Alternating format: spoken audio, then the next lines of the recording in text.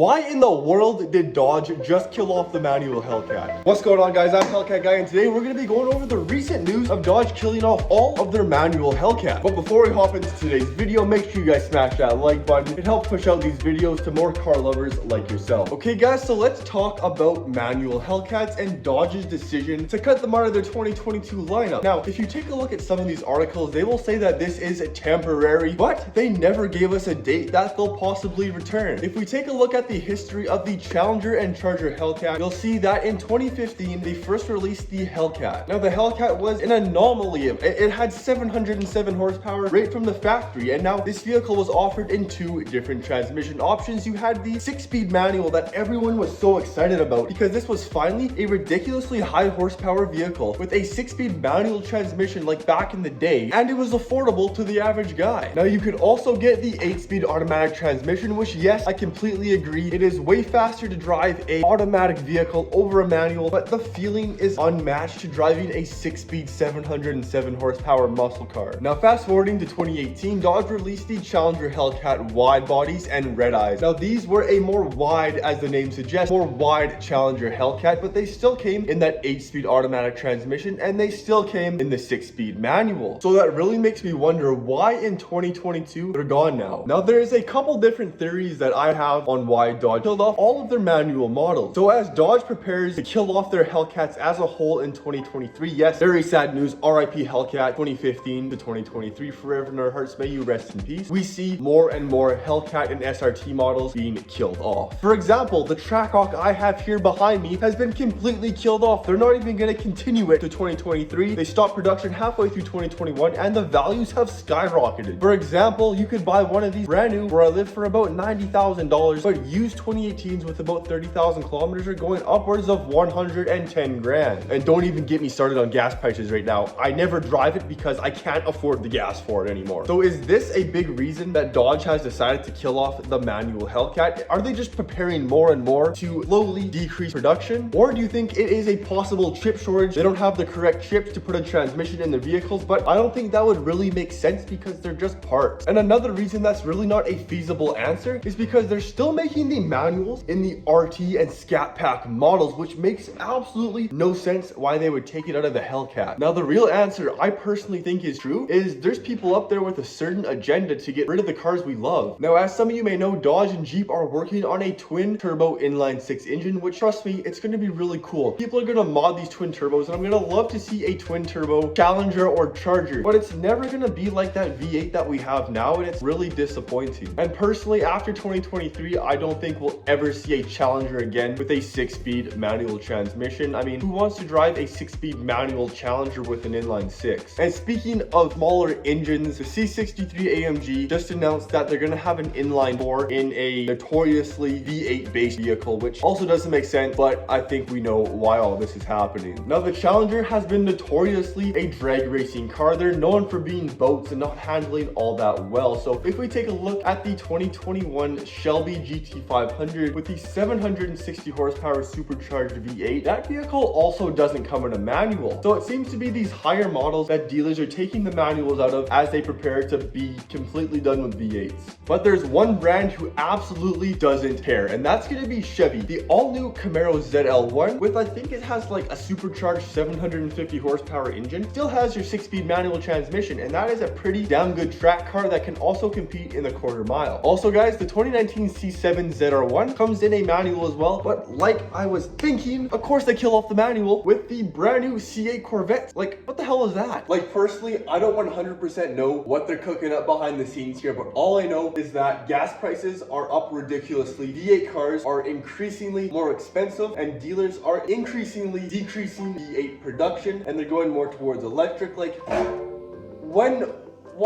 Since when was Dodge gonna build the first ever electric muscle car? That doesn't even make sense. How do you have an electric muscle car?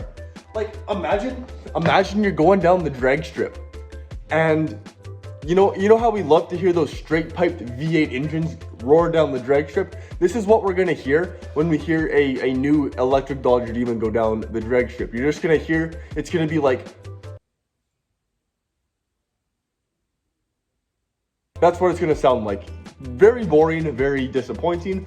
but I'm just glad that we're still going to be able to see the Hellcat continue to 2023 and it's not cut off right now. So guys, I want to know your opinion on Dodge currently killing off all manual Hellcats. Do you think they're actually going to bring it back? Do you think it is temporary, or do you think they are done for good? Guys, I hope you enjoyed today's video. If you did, be sure to smash that like button. Be sure to hit that subscribe button for future content. Thank you guys so much for supporting the channel and getting me to 10,000 subscribers. I hope you enjoy the rest of the day. Leave your comments down below and what you think of all that's going on in the car community and the muscle car world. I hope you have a great rest of your day. Hellcat guy signing off. Peace.